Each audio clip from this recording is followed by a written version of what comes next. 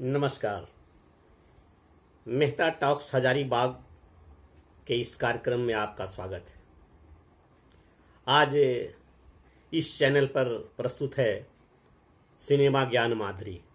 Cinema ज्ञान माधुरी के अंतर्गत मैं आज से कुछ सप्ताह के लिए भोजपुरी सिनेमा का चयन किया हूँ और भोजपुरी फिल्म का क्या इतिहास रहा, भोजपुरी फिल्म कैसे बनी प्रारंभ में, आज भोजपुरी फिल्मों की क्या स्थिति है। ये सत्य है कि आज भोजपुरी गाने, गीत और फिल्मों के नाम लेते हैं तो एक अश्लीलता का प्राय, एक अश्लील साहित्य का प्राक्रांतर से उल्लेख हो जाता है। अच्छा नहीं लगता है जिस तरह से स्तर गिरा है। परंतु बात उन दिनों की है जब भोजपुरी साहित्य इतना समृद्ध नहीं हुआ था। तब अपने देश के सर्वप्रथम राष्ट्रपति डॉक्टर राजेंद्र प्रसाद दिल्ली में एक कार्यक्रम के अंतर्गत सिनेमा उद्योग के नजीर हुसैन और बहुत बड़े प्रेक्षागृह में उपस्थित सिनेमा से जुड़े हुए लोग और दिल्ली के भी सभी संभ्रांत लोगों के बीच में कहा था कि आप लोग फिल्म बनाते हैं, हिंदी में अच्छी अच्छी फिल्म बनाते हैं। उस कार्यक्रम में नई दिल्ली नामक किसी फिल्म के लिए नजीर हुसैन को एक पुरस्कार देने की बात थी और पुरस्कार दिया गया था। रवा लोगन ये भोजपुरी फिल्म बनाई जा कोई भोजपुरी फिल्म। बाद में उस मंच से नजीर हुसैन ने राष्ट्रपति महोदय को आश्वस्त किया था कि रवा के आशीर्वाद मिली। आपको नजीर हुसैन याद आ रहे हैं? बहुत मंजे हुए कलाकार और हिंदी फिल्मों में भी बहुत अच्छे संवाद अदायगी करते थे। नजीर हुसैन एक लेखक थे, पटकथा लिखते थे, संवाद भी लिखते थे। वो बहुत हिंदी फिल्मों में भी थे, जैसे आरजू में थे साधना के पिताजी। कितनी फिल्मों की चर्चा की जाए, उनकी फिल्मों की चर्चा ना करें और उनके फिल्मों को हटा दें फिल्म उद्योग से तो मेरा यह विचार है कि फिल्म अधूरी हो जाएगी। तो उन्होंने राष्ट्रपति डॉक्टर राजेंद्र प्रसाद को यह आश्वासन दिया था कि आप निश्चिंत रहे, मैं एक फिल्म बनाऊंगा। और यह विचार लेकर के वह जब मुंबई आए तो कुछ लोगों से मिले, फिल्म बनाने की बात की, लेकिन कोई तैयार नहीं हुआ। अंत में इन्होंने 2 बीघा जमीन का पटकथा भी अपने नजीर हुसैन ही लिखे थे।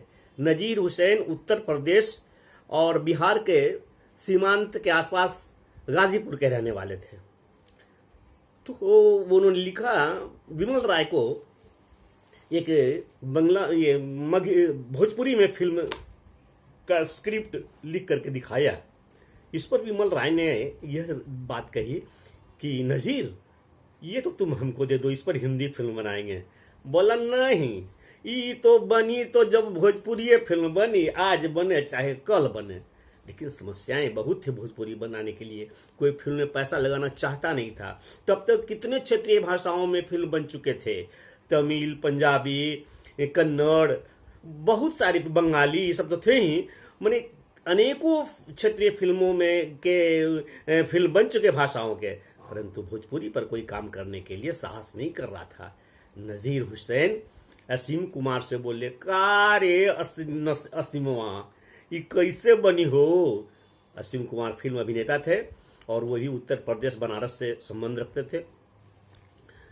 चलते चलते चलते इनको एक निर्माता मिल गया और उनका नाम था विश्वनाथ शाहवादी, और पैसा लगाने के लिए तैयार हो गए। फिर सबका कुंदन कुमार जो बनारस के थे वो इसके निर्देशक हुए और जो कहानी लिखी थी वो कहानी थी गंगा मैया तुम्हें पीरी चढ़ेबो। और ये गंगा मैया तुम्हें पीरी चढ़ेबो ये भोजपुरी इतिहास की सर्वश्रेष्ठ और सर्वप्रथम फिल्म थी। 1962 में रिलीज हुई थी। झन झना झन झन। हम तो खेलत रहनी अम्मा जी की गोदिया, कर गइल तब ही बिहा।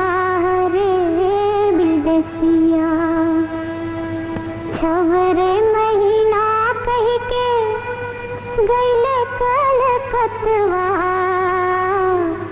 बीत गईले 12 बरिस रे विदेसिया। अब तो लगल मोरा 16वां साल, लोगवा नजर लगावेला, अब हम कैसे चले डगरिया, लोगवा नजर लगावेला, अब हम कैसे चले डगरिया, लोगवा नजर लगावेला। इसके हीरो असीम कुमार थे, हीरोइन कुमकुम थी।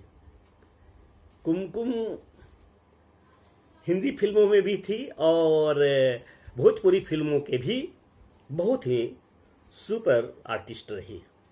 इनका नाम जब्बू निशा था और ये नवादा, जो अभी बिहार का एक जिला है, इससे 2-4 रेलवे स्टेशन आगे शेखपुरा के पास एक नवाबी सल्तनत थी। एक नवाब होते थे हुसैनाबाद के, उस हुसैनाबाद के रहने वाली थी। लेकिन एक बार जब हुसैनाबाद छोड़कर गई तो फिर वह वापस नहीं आई। इनका जन्म 1934 ईस्वी में हुआ था तथा अब तो इनकी मृत्यु भी हो गई 2020 में। आप 28 जुलाई का इनका देहावसान हो गया। बहुत अच्छी हीरोइन थी। तो इसमें गंगा मैया तो है पीरी चढ़े, वो की जो पटकथा थी, जो कहानी थी, वो बेमेल शादी की, दहेज की और पुनर्विवाह की समस्याओं को दूर करने वाली ये कहानी। काहे बसुरिया बजाले रे तुझ बिसराले, गईल सुख चैन हमार। काहे बसुरिया बजाले रे तुझ बिसराले, गईल सुख चैन हम। काहे बसुरिया बजाले।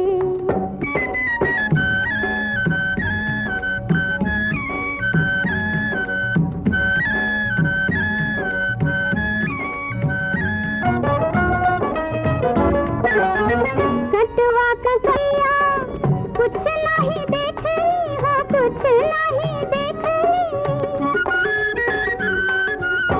कटवा कसरिया कुछ नहीं देखली हो, कुछ नहीं देखली। खोजत खोजत काहे इहो चली आईली, काहे के मतिया फिराले रे डगरी भुलाले, गईल सुख चैन हमार। काहे बसुरिया बजाले। उसमें गाने कितने मधुर थे। कुंदन शाह इसके निर्देशक थे, तो संगीतकार चित्रगुप्त और लेखक गीतकार शैलेंद्र।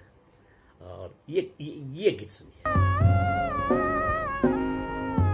छल छल नैना निहार चुप चिरई, चल ली विदेश वार मैया के दुलारुई। छल छल नैना निहार चुप चिरई, चल ली विदेश वार मैया के दुलारुई। आंसुआ के मोतिया निशानी मोरे बाबुला, आंसुआ के मोतिया निशानी मोरे बाबुला।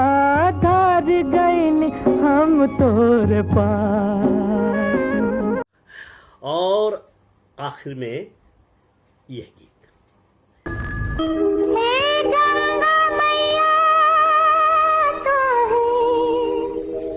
तेरी चढ़ी वो, सैया से कर दे मिलनवा। हाय राम, सैया से कर दे मिलनवा। हे गंगा मैया तो तेरी चढ़ी वो, सैया से कर दे मिलनवा।